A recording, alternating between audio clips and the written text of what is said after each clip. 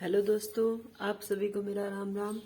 हम महात्मा गांधी कर रहे थे राज पनोरमा बुक से, जिसमें हमने आधा से ज्यादा कर लिया है और आज हम आगे करेंगे, जिसमें हमने आगे छोड़ा था भारत छोड़ो आंदोलन से शुरू करेंगे। ठीक है, द्वितीय विश्व युद्ध तक कर लिया था, पुनः एक्ट कर लिया, गोलमेज सम्मेलन वाले कर लिए और आज भारत छोड़ो आंदोलन करेंगे। फिर वेवल योजना दी हुई है महात्मा गांधी। ठीक है, आज ये हमारा लगभग कंप्लीट है, महात्मा गांधी हो जाएगा। ठीक है, भारत छोड़ो आंदोलन। ब्रिटेन द्वितीय विश्व युद्ध में मलाया, सिंगापुर और बर्मा में पीछे हट रहा था। ठीक है, ब्रिटेन भी इन सब से हार रहा था। ठीक है, जापान ने भी इन पर अधिकार कर लिया था, जापान ने भी ब्रिटेन को हरा दिया। ऐसे समय में महात्मा गांधी ने अपने पत्र रीजन में अंग्रेजों से भारत छोड़ने की बात कहते हुए लिखा कि भारत में अंग्रेजों की उपस्थिति जापानियों को भारत पर आक्रमण करने का निमंत्रण है।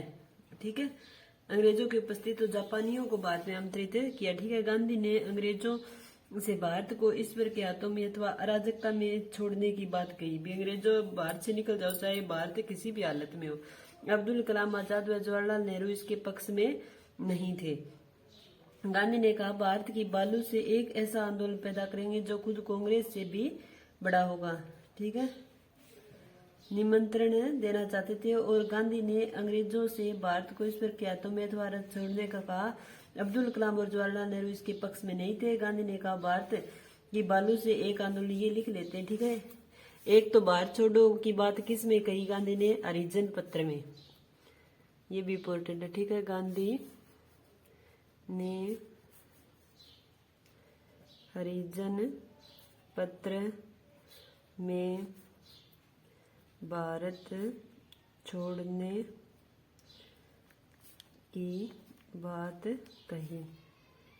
ठीक है, भारत छोड़ने की बातें कही और आगे और क्या कहा इन्होंने? भारत की बालू से एक ऐसा आंदोलन पैदा करेंगे, भारत की बालू से एक ऐसा आंदोलन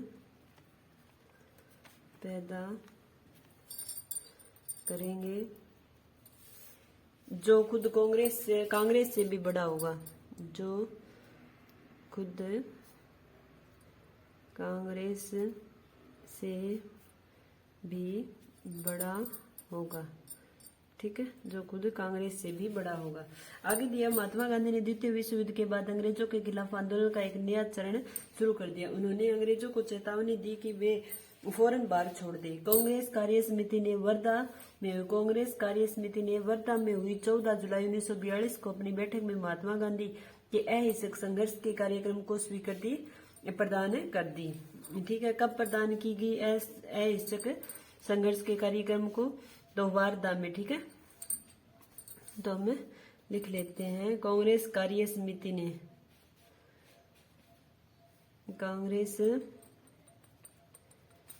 कार्य समिति वर्धा कब हुई? 14 जुलाई 1942 को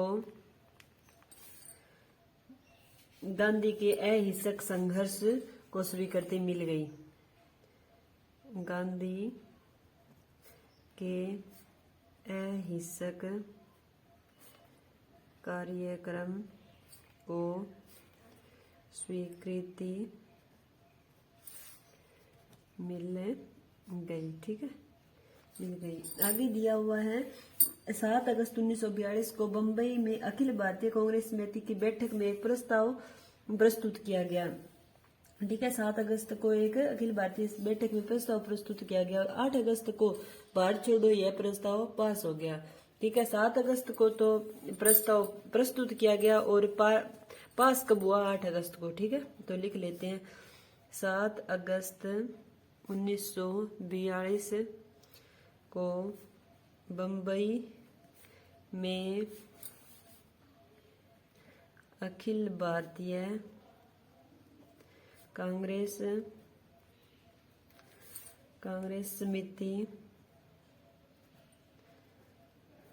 समिति की बैठक में भारत छोड़ो प्रस्ताव प्रस्तुत किया गया।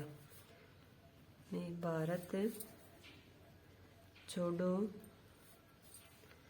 प्रस्ताव प्रस्तुत किया गया और पास कब हुआ? 8 अगस्त को।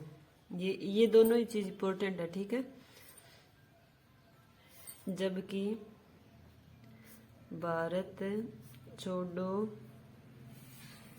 प्रस्ताव 8 अगस्त को पास हुआ, ठीक है, 8 अगस्त को पास हुआ। आगे दिया था इसे अगस्त क्रांति या भारत छोड़ो आंदोलन भी कहते हैं। इसे क्या कहते हैं? भारत छोड़ो भी कहते हैं और क्या है अन्य नाम? अगस्त क्रांति। तो ये भी इंपॉर्टेंट हो जाता है, क्या नाम है? अगस्त क्रांति, अगस्त क्रांति, ठीक है, अगस्त क्रांति। आगे दिया हुआ है 8 अगस्त 1942 को मुंबई के ग्वालियर टैंक में एक ऐतिहासिक सभा में महात्मा गांधी ने करो या मरो का नारा दिया। तो यहाँ और क्या दिया? 8 अगस्त को, 8 अगस्त 1942 को महात्मा गांधी ने ये प्रस्ताव भी पास हो गया और 8 अगस्त को बम्बई के, ठीक है, वह 8 अगस्त को ही ये बम्बई में ही हुआ था, ठीक है, लिखा हुआ है, ठीक है, ये साथ में ही है सब कुछ, ठीक है। यहाँ से 8 अगस्त को ही बम्बई के ग्वालिया टैंक में सभा में करो या मरो का नारा दिया, करो या मरो का नारा दिया, ठीक है, नारा दिया। आगे दिया उन्होंने कहा, मैं आपको एक छोटा सा मंत्र दे रहा हूँ, आप इसे अपने दिलों में संजो कर रख ले और हर एक सांस में इसका नाम जाप करे व मंत्र करे, करो या मरो। हम या तो भारत को स्वतंत्र कराएंगे या इस प्रकार में मारे जाएंगे अगर हम अपनी पराधीनता को स्थायित्व देखने के लिए जिंदा नहीं रहेंगे, ठीक है भैया, मगर हम अपनी विपराधीनता को देखने के लिए जिंदा नहीं रहेंगे। इस प्रकार द्वितीय विश्व युद्ध के दौरान 1942 में देश ने अंग्रेजों भारत छोड़ो का नारा दिया। 9 अगस्त 1942 को भारत सरकार ने गांधी सहित कांग्रेस के सभी नेताओं को गिरफ्तार कर लिया। फिर 9 अगस्त ने भी 8 अगस्त ने करो या मरो ऐलान कर दिया, अंग्रेजों भारत छोड़ो, ठीक है। तो फिर क्या किया? 9 अगस्त को गांधी सहित सभी कांग्रेस के नेताओं को गिरफ्तार कर लिया गया। 9 अगस्त को गांधी सहित सभी कांग्रेस नेताओं को गिरफ्तार कर लिया गया, ठीक है, 1942 को, 9 अगस्त 1942 को। आगे कांग्रेस को एक बार पुनः गैर कानूनी घोषित कर दिया और कांग्रेस को पुनः गैर कानूनी घोषित कर दिया। तो ये भी इम्पोर्टेंट हो जाता है। दूसरी बार गैर कानूनी कब घोषित किया गया? तो 9 अगस्त को कर दिया। इससे पहले द्वितीय विश्व युद्ध के दौरान है वो नहीं, फर्स्ट में तो भाग ही नहीं लिया गांधी ने, द्वितीय में भाग लिया था, तो फिर उसे गैर कानूनी, पीछे से गैर कानूनी घोषित कर दिया गया जब लंदन में गांधी ने भाग लेने के लिए गए हुए थे तब, ठीक है। आगे दिया हुआ है महात्मा गांधी और सरोजिनी नायडू को पूना के आगा खां पैलेस में और कांग्रेस के अन्य नेताओं को अहमदनगर दुर्ग में नजरबंद कर दिया गया, ठीक है। तो ये भी इम्पोर्टेंट है, हम लिख लेते हैं भी। महात्मा गांधी और सरोजिनी नायडू को तो कहाँ रखा गया?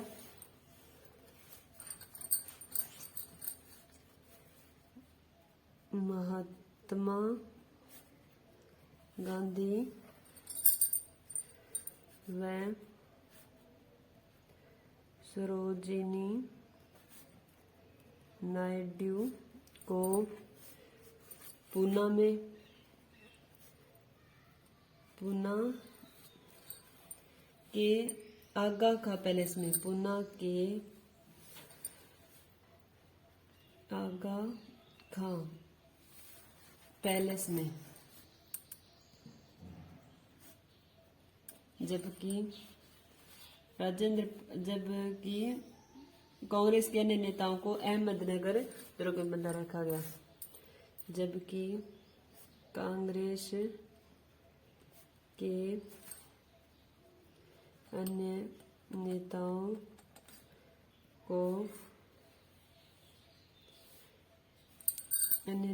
को कहा गया, अहमदनगर दुर्ग में नजरबंद रखा गया। अहमदनगर दुर्ग में नजरबंद रखा गया। ठीक है, आगे दिया हुआ है राजेंद्र प्रसाद बंबई नहीं आए थे, इसलिए उन्हें पटना में गिरफ्तार कर नजरबंद कर लिया गया।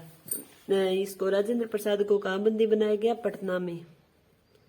राजेंद्र प्रसाद को पटना में बंदी बनाया गया। ठीक है, बनाया गया। वे लोग जो अब तक विरोध में शामिल नहीं हुए थे वे भी मैदान में आ गए। ठीक है, गांधी ने भारतीय जनता से आह्वान किया कि वे करो या मरो के सिद्धांत पर चलते हुए अंग्रेजों के विरुद्ध अहिंसक ढंग से संघर्ष करे। यह राष्ट्रीय स्वाधीनता का जन आंदोलन था। इसका प्रभाव संपूर्ण भारत में देखा गया। युवाओं ने इस आंदोलन में बढ़ चढ़कर भाग लिया। आगे दिया हुआ समाजवादी अच्युत पटवर्धन, जयप्रकाश नारायण, डॉक्टर राम मनोहर लोहिया, श्रीमती अरुणा आसफ अली ने भूमिगत होकर इस आंदोलन में योगदान दिया। ठीक है, कौन कौन भूमिगत हुए तो हम लिख लेते हैं। इस आंदोलन में भूमिगत हुए कौन कौन? अच्युत पटवर्धन, जयप्रकाश नारायण,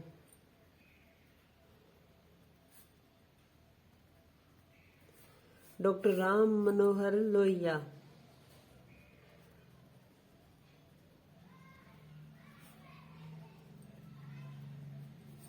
श्रीमती अरुणा आसफ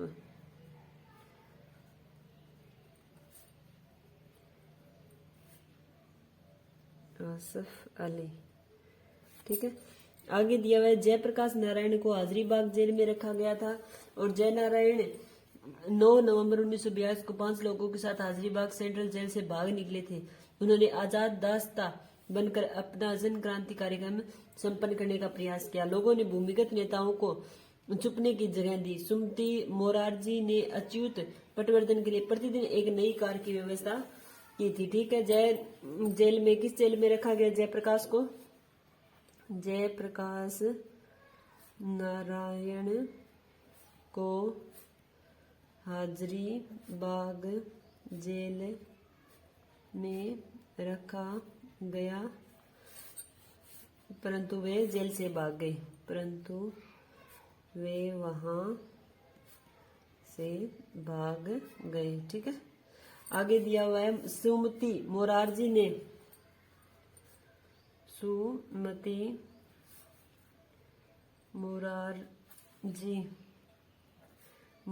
ने अच्युत पटवर्धन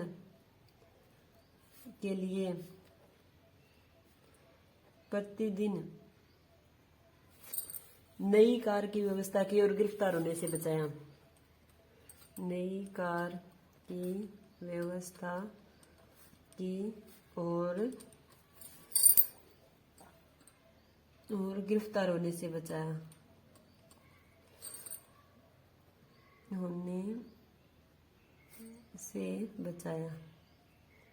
ठीक है, आगे दिया राम मनोहर लोहिया कांग्रेस रेडियो पर बोलते रहे। ठीक है, कांग्रेस रेडियो पर कौन बोलते रहे? राम मनोहर लोहिया।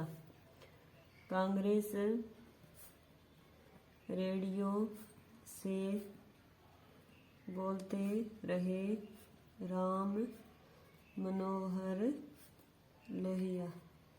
ठीक है, अरुणा आसफ अली बंबई में सक्रिय रही। अरुणा आसफ अली कहाँ?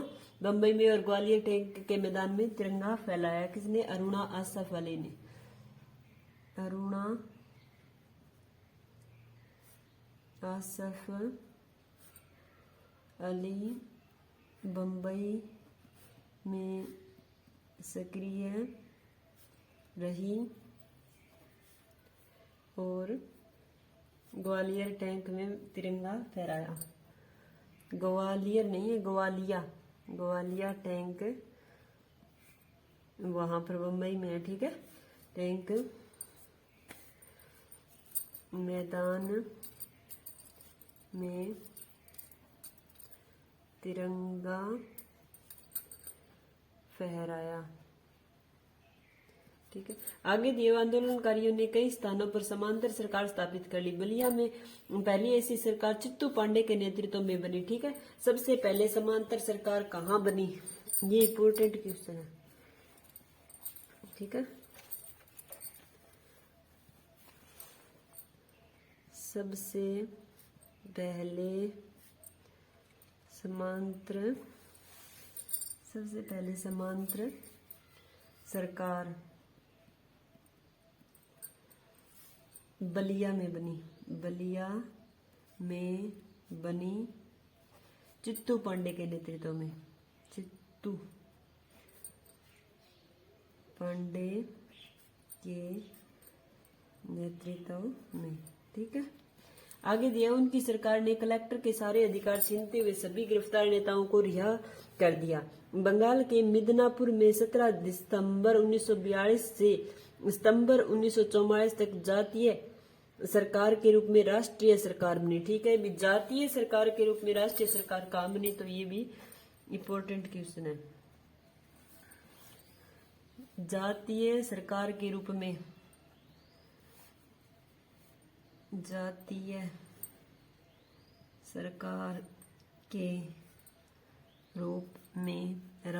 सरकार कहाँ बनी, बंगाल के मिदनापुर में। बंगाल के मिदनापुर में 17 दिसंबर 1942 से 17 दिसंबर 1942 से सितंबर 1944 तक। सितंबर 1944 तक। ठीक है। समांतर सरकार सबसे पहले कहाँ बनी, तो बलिया में बनी चित्तू पांडे के नेतृत्व में। और जातीय सरकार के रूप में राष्ट्रीय सरकार कब बनी, तो बंगाल के मिदनापुर में 17 दिसंबर 1942 से सितंबर 1944 तक बनी। ठीक है।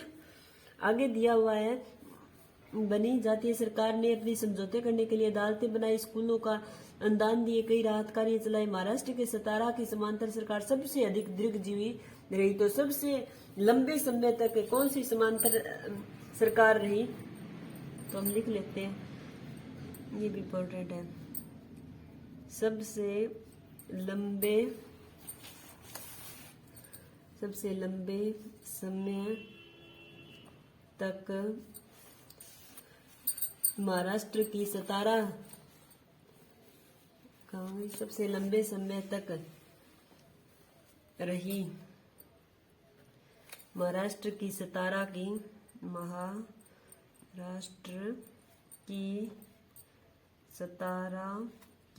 समांतर सरकार। ठीक है। समांतर सरकार के रूप में सबसे लंबे समय तक कहाँ की रही, तो महाराष्ट्र के सतारा की रही। नाना पाटिल इसके प्रमुख नेता थे। यहाँ की सरकार 1945 तक चली।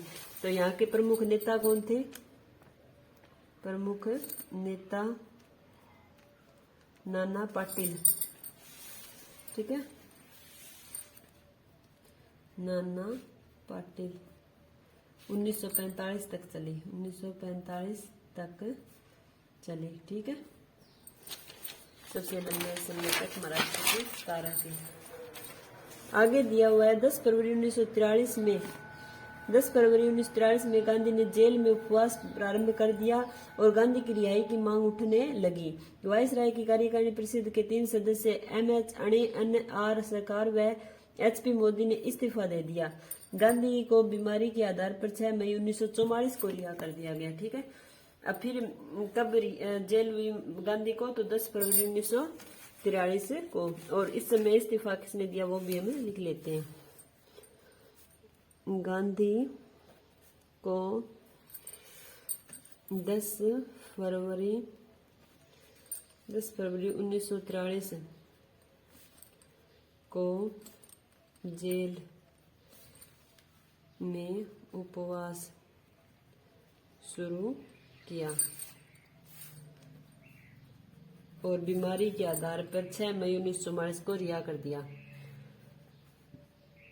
बीमारी के आधार पर 6 मई 1944 को रिहा कर दिया, ठीक है, रिहा कर दिया। और इस समय वायसराय की कार्यकारिणी परिषद के 3 सदस्यों ने इस्तीफा दिया। इस समय जब जेल हुई तब, ठीक है, वायसराय की कार्यकारिणी परिषद के 3 सदस्यों एमएच अणी, एनआर सरकार व एचपी मोदी ने इस्तीफा दे दिया,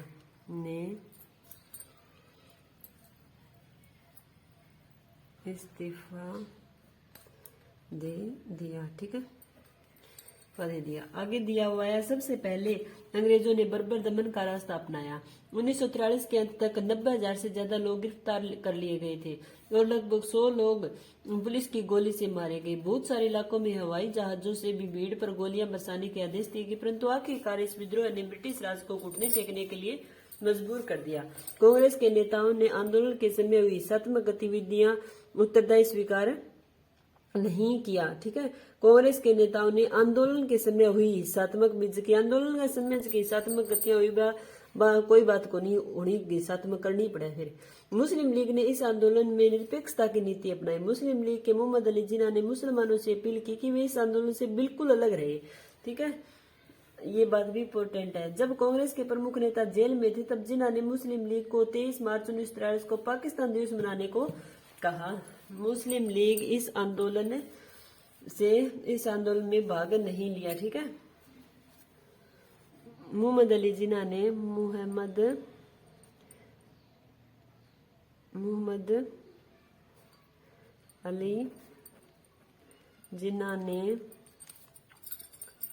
मुस्लिम लीग को इस आंदोलन में भाग नहीं लेने के लिए कहा, ठीक है। और 23 मार्च को जब कांग्रेस के प्रमुख नेता जेल में थे, जब कांग्रेस के प्रमुख नेता जेल में थे तब 23 मार्च 1943 को पाकिस्तान दिवस मनाने के लिए कहा। पाकिस्तान दिवस मनाने को कहा, ठीक है, मनाने को कहा। आगे दिया हुआ है, साम्यवादियों ने कांग्रेस से भारत छोड़ो आंदोलन वापस लेने का कहा। कम्युनिस्ट पार्टी ने अंग्रेजी सरकार का सहयोग दिया और नेतृत्व विहीन यह आंदोलन भारतीय जनता के संघर्ष एवं बलिदान का अनूठा योगदान। अभी नेतृत्व विहीन यह आंदोलन था और यह आंदोलन जिसके कारण यह सभी मिलजुल कर सभी लोगों ने इसमें भाग लिया। तो कम्युनिस्ट पार्टी ने अंग्रेजी सरकार का सहयोग दिया, ये भी हमें लिख लेते हैं, ठीक है। कम्युनिस्ट पार्टी ने अंग्रेज सरकार का सहयोग दिया, ठीक है।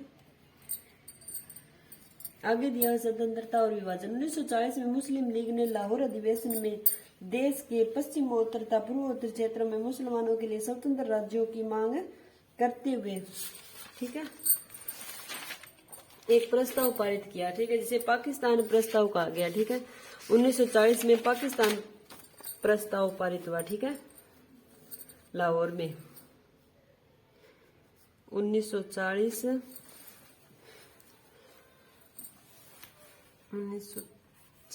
में मुस्लिम लीग ने लाहौर अधिवेशन में पश्चिमी और पूर्वी क्षेत्रों के मुसलमानों के लिए पश्चिमी व पूर्वी क्षेत्रों के मुसलमानों के लिए पाकिस्तान प्रस्ताव रखा, के लिए स्वतंत्र राज्य यानी पाकिस्तान प्रस्ताव, ठीक है, रखा 1940 में। मुस्लिम लीग ने उपमहाद्वीप के मुसलमानों के लिए स्वायत्त व्यवस्था की मांग क्यों की थी?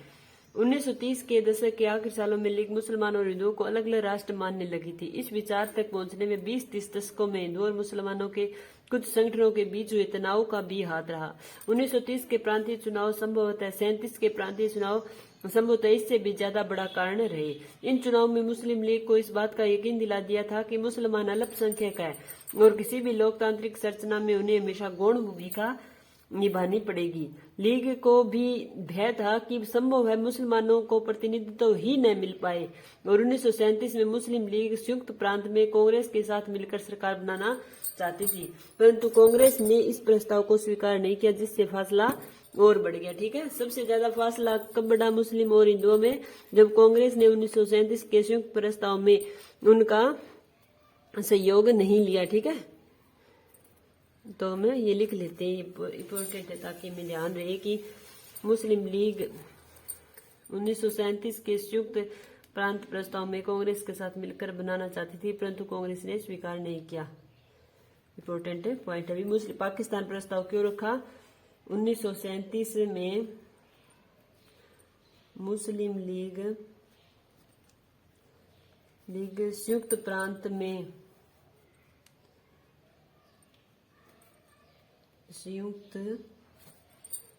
प्रांत में कांग्रेस के साथ मिलकर सरकार बनाना चाहती थी।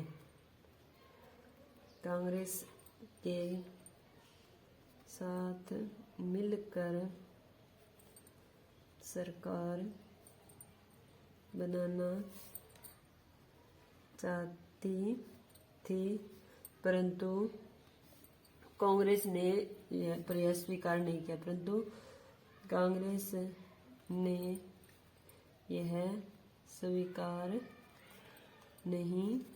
किया। जिससे फासला और बढ़ गया। ठीक है, जिससे उनके बीच फासले बढ़ते चले गए। ठीक है, आगे दिया वेवल योजना व शिमला समझौता। ठीक है, 40 के दशक के शुरुआती सालों में जिस समय कांग्रेस के ज्यादातर नेता जेल में थे, उस समय लीग ने अपना प्रभाव फैलाने के लिए तेजी से प्रयास किया।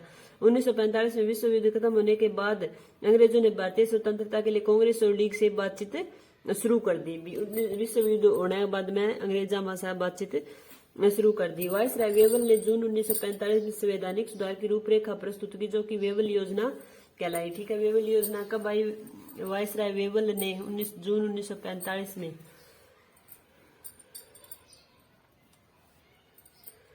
जून 1945 में वायसराय वेवल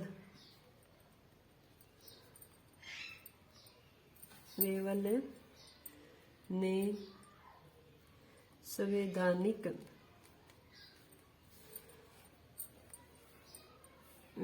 संवैधानिक सुधार के लिए योजना बनाई। ठीक है, जिसे क्या कहा गया? वेवल योजना।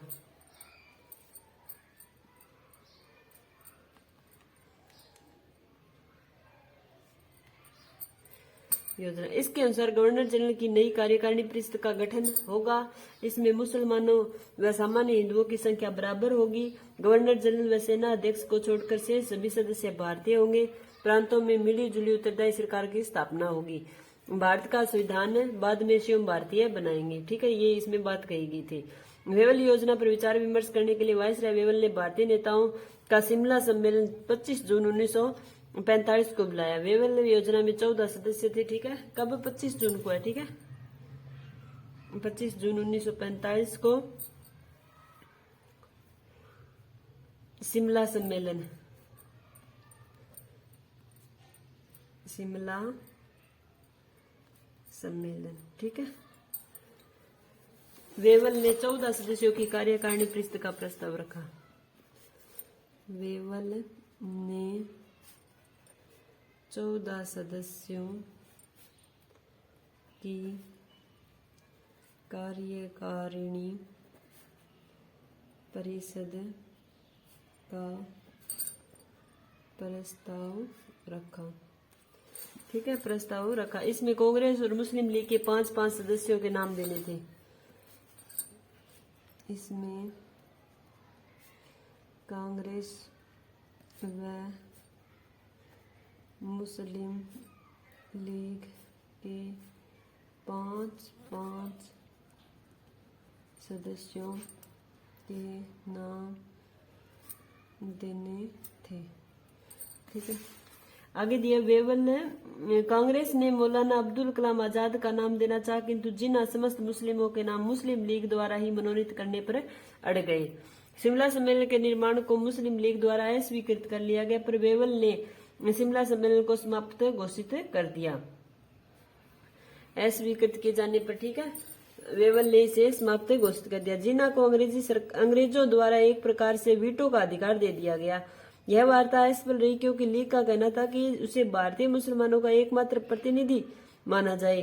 कांग्रेस इस दावे को मंजूर नहीं कर सकती थी, क्योंकि बहुत सारे मुसलमान अभी भी उसके साथ थे, ठीक है। भी कांग्रेस ये दावा स्वीकार कौन कर सकी, क्योंकि बहुत सारा मुसलमान अब कांग्रेस के साथ गया, ठीक है। तो ये हम 5-5 सदस्यों के नाम देने होंगे।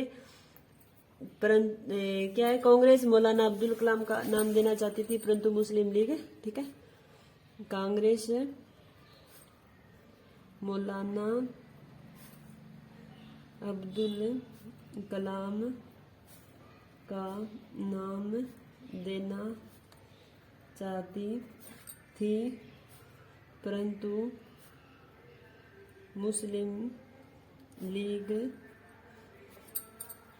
अपने संगठन का ही नाम देना चाहती थी, अपने पूरे संगठन का ही नाम देना चाहती थी, जिससे प्रस्ताव असफल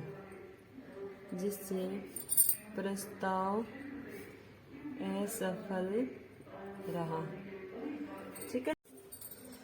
इस प्रकार कांग्रेस शिमला सम्मेलन की असफलता के बाद भारत में चुनाव हुए। कांग्रेस ने गैर मुस्लिम सीटों पर अधिकार किया, ठीक है। उत्तर पश्चिमी सीमा प्रांत में मुस्लिम सीट कांग्रेस को प्राप्त हुई। गैर मुस्लिम में भी कांग्रेस की होगी, मुस्लिम में भी कांग्रेस की सीट प्राप्त हुई। और 1946 में दोबारा प्रांतीय चुनाव हुए। सामान्य निर्वाचन क्षेत्र में कांग्रेस का प्रदर्शन तो अच्छा रहा, परंतु मुसलमानों के लिए आरक्षित सीटों पर लीग को बेजोड़ सफलता मिली। लीग पाकिस्तान की मांग पर चलती रही और 18 फरवरी 1946 को तलवार नामक जहाज के भारतीय सैनिकों ने विद्रोह कर दिया। कई जहाजों पर अंग्रेज भारत छोड़ो लिखा हुआ था। अगले ही दिन बंबई के 22 जहाजों में यह हड़ताल फैल गई। हड़तालियों ने MS खान के नेतृत्व में एक हड़ताल समिति का गठन किया। यह विद्रोह अन्य बंदरगाहों और जहाजों पर भी फैल गया। वल्लभ भाई पटेल जैसे प्रमुख राष्ट्रीय नेताओं के आह्वान पर यह विद्रोह समाप्त हो गया, ठीक है। तो मुस्लिम लीग की, ठीक है, नहीं मांग करी, सारे पाकिस्तान की मांग की गई थी इसमें, ठीक है। आगे दिया हुआ कैबिनेट मिशन। मार्च 1946 को ब्रिटिश सरकार ने पाकिस्तान की मांग की, ठीक है। पाकिस्तान की मांग का अध्ययन करने और स्वतंत्र भारत के लिए एक सही राजनीतिक बंदोबस्त सुझाव देने के लिए 3 सदस्यीय परिसंघ कमेटी कैबिनेट मिशन भारत पहुंचा। मंत्रिमंडल शिष्टमंडल 24 मार्च 1946 को दिल्ली पहुंचा। तो लिख लेते कैबिनेट मिशन। कैबिनेट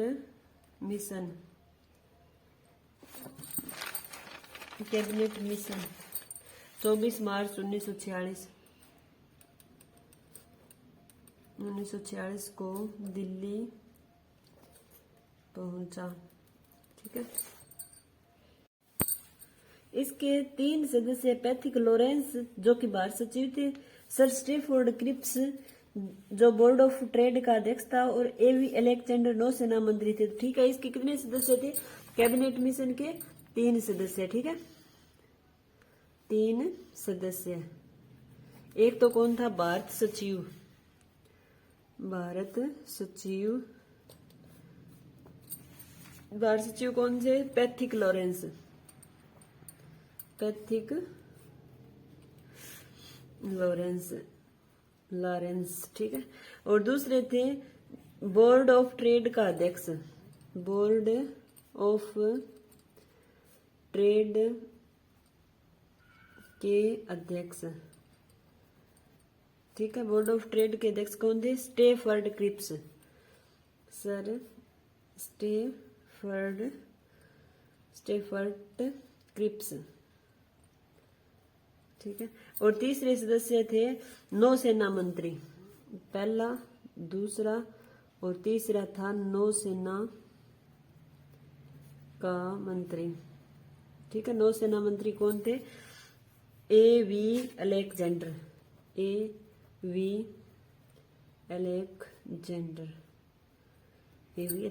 ठीक है, आगे दिया हुआ है 16 मई 1946 को कैबिनेट मिशन ने वायसराय और ब्रिटिश मंत्रिमंडल से सलाह कर सुझाव लिए। ठीक है, कब लिए सलाह और सुझाव? 16 मई को वायसराय और ब्रिटिश मंत्रिमंडल ने 16 मई 1946 को कैबिनेट मिशन ने सलाह कर सुझाव दिए। ठीक है, कब दिए सुझाव? 16 मई को। ठीक है, आगे दिया है सुझाव दिए कि भारत अविभाजित रहे और मुस्लिम बहुल क्षेत्रों को कुछ स्वायत्तता देते हुए एक ढीले ढाले महासंघ के रूप में संगठित किया जाए। ठीक है, कि क्या सुझाव दिए? कि भारत अविभाजित रहे।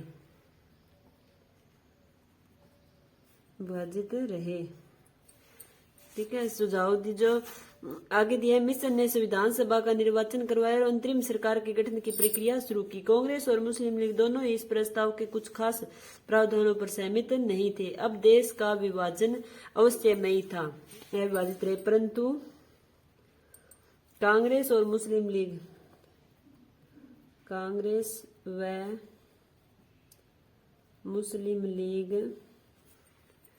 मुस्लिम लीग कुछ खास प्रावधानों पर सहमत नहीं थी। कुछ खास प्रावधानों पर सहमत नहीं थी, तो देश का विभाजन संभव था। तो देश का विभाजन अवश्यमयी था। ठीक है, यह संभव था। आगे दिए कैबिनेट मिशन की इस विफलता के बाद मुस्लिम लीग ने पाकिस्तान की अपनी मांग मनवाने के लिए जन आंदोलन शुरू करने का फैसला लिया। भी मिशन मासन सारा हो लिया, एक मुस्लिम लीग ही बोले आपा भी आंदोलन कर दिया जी, अंग्रेजा ने बाहर छोड़ो जी, आपा भी भारत पाकिस्तान का आंदोलन शुरू कर दिया। तो उसने 16 अगस्त 1946 को प्रत्यक्ष कार्रवाई दिवस मनाने का आरंभ किया।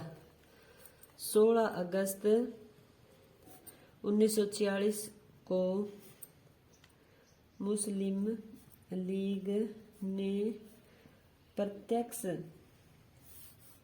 कार्रवाई दिवस मनाने का आह्वान किया। प्रत्यक्ष कार्रवाई दिवस मनाने का फैसला लिया। ठीक है, आगे दिया हुआ है प्रत्यक्ष कार्रवाई पाकिस्तान प्राप्त करने के लिए हिंदुओं के विरुद्ध की गई। मुस्लिम लीग ने हिंसा की नीति अपनाई, लेकर रहेंगे पाकिस्तान एवं लड़के लेंगे पाकिस्तान के निरोध के साथ मुस्लिम लीग ने पाकिस्तान प्राप्त करने की कार्रवाई की। इसी दिन कलकत्ता में दंगे भड़क उठे जो कई दिन तक चलते रहे। इन दंगों में हजारों लोग मारे गए। मार्च 1947 तक उत्तर भारत के विभिन्न भागों में हिंसा फैल गई। कई लाख लोग मारे गए। असंख्य महिलाओं को विभाजन की इस हिस्सा के अकथनीय अत्याचारों का सामना करना पड़ा। करोड़ों लोगों को अपने घर बार छोड़कर भागना पड़ा। अपने मूल स्थानों से बिछड़कर ये लोग रातों रात अजनबी जमीन पर शरणार्थी बनकर रह गए। विभाजन का नतीजा यह भी हुआ कि भारत की सकल सूरत बदल गई, उसके शहरों का माहौल बदल गया और एक नए देश पाकिस्तान का जन्म हुआ। इस तरह ब्रिटिश शासन से स्वतंत्रता का यह आनंद विभाजन की पीड़ा और हिस्सा के साथ हमारे सामने आया। ठीक है भाई, अंग्रेजा तो भारत निकाल दिया, पर भारत का है दो हिस्सा हो गया। आगे दिया हुआ है अंतरिम सरकार। 2 सितंबर 1946 को जवाहरलाल नेहरू के नेतृत्व में अंतरिम सरकार का गठन हुआ। तो हम लिख लेते हैं। ठीक है, अंतरिम सरकार का गठन 2 सितंबर 1946 को 2 सितंबर 1946 को जवाहरलाल नेहरू के नेतृत्व में अंतरिम सरकार का गठन, अंतरिम सरकार का गठन। ठीक है, इस सरकार में Sardar Vallabh Bhai Patel, Rajendra Prasad, Gopalacharya, Jagjivan, Asaf Ali, Sharad Chandra Bose, Sardar Baldev Singh, doctor John Mathai, sir Ashraf Ahmad Khan, Syed Ali Zaheer व CH भम्मा भी सम्मिलित थे। और अक्टूबर 1946 में मुस्लिम लीग के 5 सदस्य भी अंतरिम सरकार में सम्मिलित हुए। ठीक है, इसमें कांग्रेस के कौन कौन से थे और मुस्लिम लीग के कौन कौन से थे वो भी हमें लिख लेते हैं। ठीक है, का गठन हुआ। इसमें उनके नाम क्या है? वल्लभ भाई पटेल,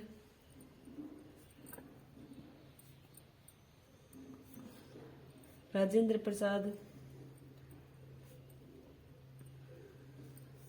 राजगोपालाचारी,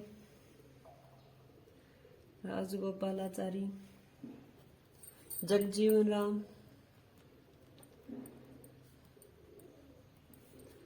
आसफ अली, शरद चंद्र बोस,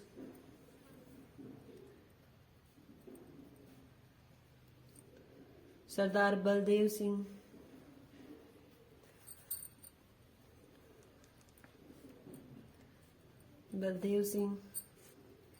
डॉक्टर जॉन मथाई,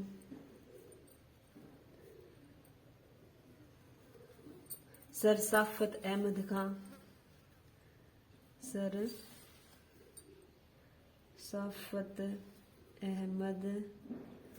खां, सैयद अली जहीर, ये देख लो कांग्रेस में भी मुस्लिम है वो शामिल थे, सैयद अली जहीर और CH भम्मा,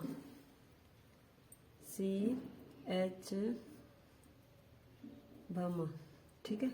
जबकि मुस्लिम लीग के 5 सदस्य आगे लिख लेते हैं। साथ ही मुस्लिम लीग के 5 सदस्य, साथ ही मुस्लिम लीग के 5 सदस्य अंतरिम सरकार में शामिल थे। कौन कौन से 5 सदस्य? लियाकत अली खान,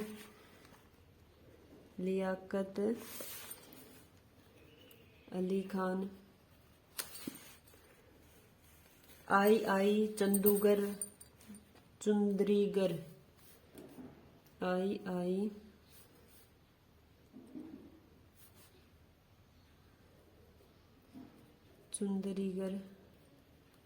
जोगिंद्रनाथ मंडल,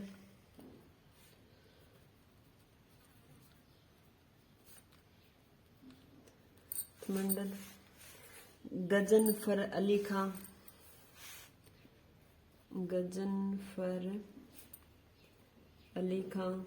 व अब्दुल रब नस्तर,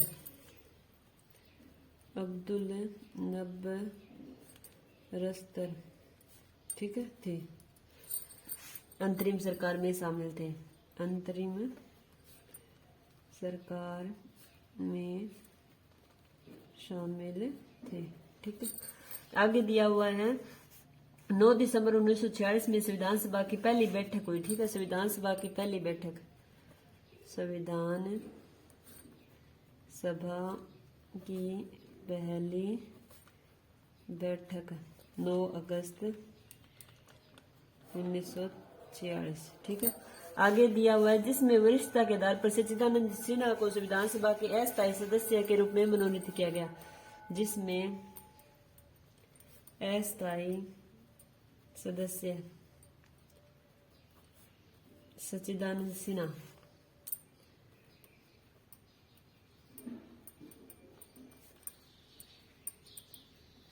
ठीक है।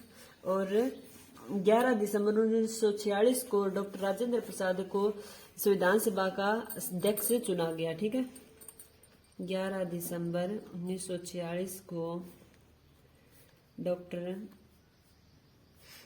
राजेंद्र प्रसाद को संविधान सभा का अध्यक्ष चुना गया।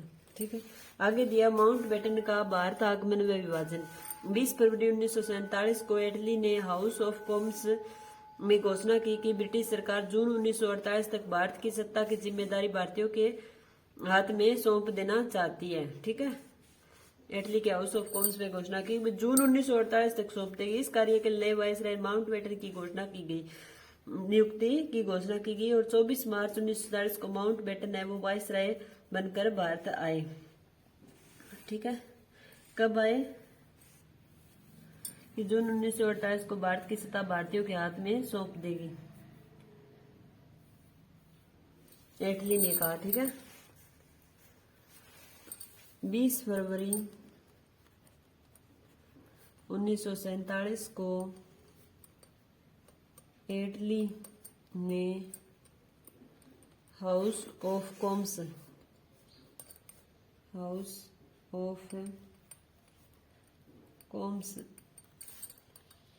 ने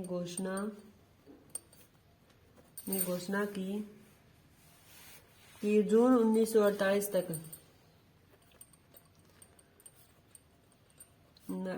तक भारत की सत्ता भारतीयों के हाथ में होगी,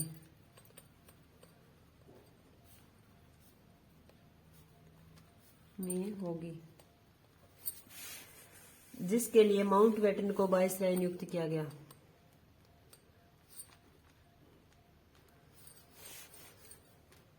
माउंटबेटन को वायसराय नियुक्त किया गया। ठीक है, वायसराय नियुक्त किया गया। आगे है 24 मार्च 1947 को माउंटबेटन वायसराय बनकर भारत आया। कब आया? 24 मार्च को भारत। ठीक है, भारत आया। ब्रिटिश सरकार ने भारत के बंटवारे की माउंटबेटन योजना को 3 जून 1947 में प्रकाशित किया। माउंटबेटन योजना 3 जून 1947 को प्रकाशित। ठीक है, आगे दिया माउंटबेटन योजना में भारत को दो भागों भारतीय संघ और पाकिस्तान में बांट दिया जाएगा। संविधान सभा द्वारा पारित संविधान भारत के उन भागों में लागू नहीं किया जाएगा जो इसे मानने को तैयार नहीं है। पंजाब के हिंदू बहुसंख्यक जिलों व मुस्लिम बहुसंख्यक जिलों के प्रांतीय विधानसभा के सदस्यों की अलग अलग बैठक बुलाई जाएगी। इसमें से यदि कोई भी पक्ष प्रांत विभाजन चाहेगा तो विभाजन कर दिया जाएगा। उत्तर पश्चिमी सीमा प्रांत और असम के सिलहट जिले के जनमत संग्रह द्वारा यह निर्णय लिया गया कि वे किसके साथ रहना चाहते हैं। सिंध विधानसभा में वोट के माध्यम से यह निर्णय लिया जाएगा कि वे किसके साथ सम्मिलित होगा। देशी रियासतों को भी यह तय करने का अधिकार दिया कि वे किसके साथ सम्मिलित होंगे। यदि रियासत किसी के भी साथ सम्मिलित नहीं होना चाहती तब उसके ब्रिटेन के साथ पहले जैसे ही संबंध बने रहेंगे। विस्तारों की खुल के बता दिए थारो जिक्र नहीं जू कह दो कुण खटा सब केंगा सागर शामिल होना चाहे कुण केंगा सागर कुण एकलो रहना चाहे। तो आगे दियो है भारतीय स्वतंत्रता अधिनियम 1947। 4 जुलाई 1947 को भारतीय स्वाधीनता विधेयक ब्रिटिश संसद में प्रस्तुत किया गया। ठीक है, ये हमें लिख लेते हैं। भारतीय स्वाधीनता विधेयक, भारतीय स्वाधीनता विधेयक ब्रिटिश संसद में 4 जुलाई 1947 को प्रस्तुत किया गया। ठीक है, ये इम्पोर्टेंट है। ब्रिटिश संसद में भारतीय स्वाधीनता विधेयक कब प्रस्तुत किया गया? तो 4 जुलाई को प्रस्तुत किया गया और 18 जुलाई को इस विधेयक पर ब्रिटिश सम्राट ने हस्ताक्षर होते ही पारित किया गया। प्रस्तुत कर दियो और बना हस्ताक्षर कर दियो। 18 जुलाई को विधेयक पर हस्ताक्षर हुए। 18 जुलाई को विधेयक पर हस्ताक्षर हुए। ठीक है, और भारतीय स्वतंत्रता अधिनियम 1947 कहलाया। और भारतीय स्वतंत्रता अधिनियम 1947 कहलाया। ठीक है, 2 नए राष्ट्र भारत और पाकिस्तान बन गए। 14 अगस्त को पाकिस्तान को स्वतंत्र कर दिया गया और मोहम्मद अली जिन्ना पाकिस्तान के गवर्नर जनरल और लियाकत अली पाकिस्तान के प्रधानमंत्री बने। तो लिख लेते हैं 14 अगस्त को पाकिस्तान, ये हम सभी को पता है, तो लिख लेते हैं मोहम्मद अली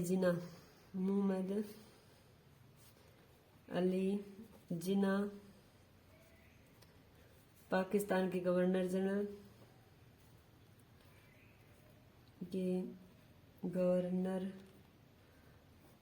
जनरल व लियाकत अली पीएम बने।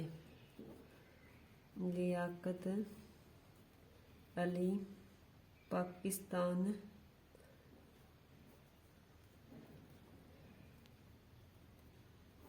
के पीएम बने। ठीक है, आगे दिया हुआ है भारत संघ की संविधान सभा की बैठक 14 अगस्त 1947 को आधी रात में हुई। ठीक है, 14 अगस्त को आधी रात में। 14 अगस्त की रात के 12 बजे एवं 15 अगस्त के प्रारंभ होते ही जवाहरलाल नेहरू ने संबोधित करते हुए कहा, वर्षों पूर्व हमने किस्मत के साथ बाजी लगाई थी। अब समय आ गया है कि हम अपनी प्रतिज्ञा को पूरी तरह न सही लेकिन काफी हद तक पूरा करें। आधी रात की इस घड़ी में जब दुनिया सो रही है, भारत जाग कर जीवन एवं स्वतंत्रता प्राप्त कर रहा है। एक क्षण ऐसा आता है जो इतिहास में बहुत कम आता है, जब हम पुराने युग से नए युग में कदम रखते हैं। तो ये बात स्टेटमेंट में याद रखनी है, जवाहरलाल नेहरू ने कही है। ठीक है, और 15 अगस्त 1947 को भारत को आजादी मिल गई।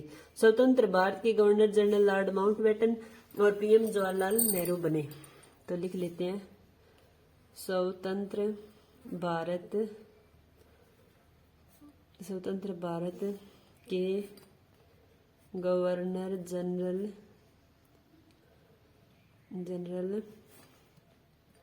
Lord Mountbatten